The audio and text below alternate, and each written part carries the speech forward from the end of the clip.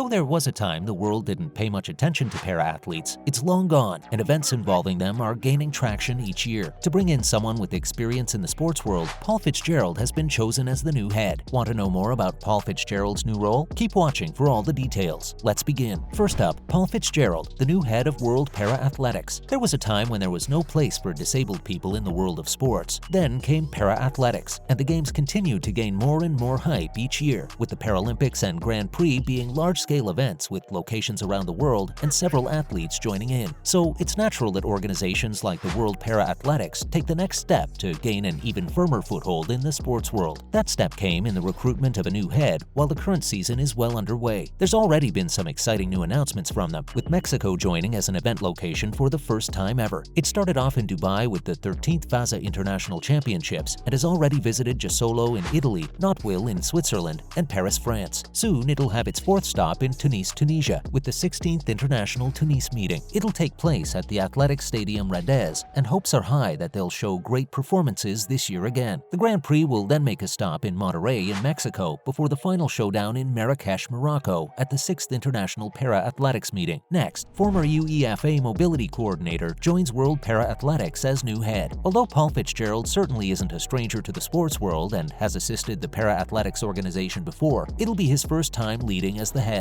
He needs to have a game plan in place to make sure that he ushers in a new era for the sport. His previous experience includes all sorts of sports, including fencing, but he was most recently at the UEFA for a few years. His MA in sports management will certainly come in handy, but apart from his extensive and impressive resume, he needs innovation to attract the masses towards para-athletics. Under his leadership, he's confident he can turn the event into something that attracts international attention. While the para-athletics certainly aren't a small deal, they don't pull numbers even close to the likes of the NFL or the NBA. Even if it seems unrealistic to have a high goal, the fact remains that Fitzgerald's arrival means a new era for the World Para-Athletics. People will be looking to see what he manages to do for the community and the changes he can bring about, especially since the people around him seem to have faith in him. Keeping a positive mind, there's a lot about Paul Fitzgerald that makes him such a suitable choice for the position. Looking at his resume, it's obvious why he was brought in. And now, Paul Fitzgerald says it's an honor to be working with the World Para-Athletics. The World Para-Athletics announced that Paul Fitzgerald will be taking over as its new head on the 8th of July 2022. Fitzgerald is a citizen of the USA, born and raised there. He has a Master of Science in Sports Management and graduated from the University of Southern Mississippi. Fitzgerald started his career in sports in the USA. He worked as the national team manager and was constantly in touch with the Olympic athletes and the Paralympic.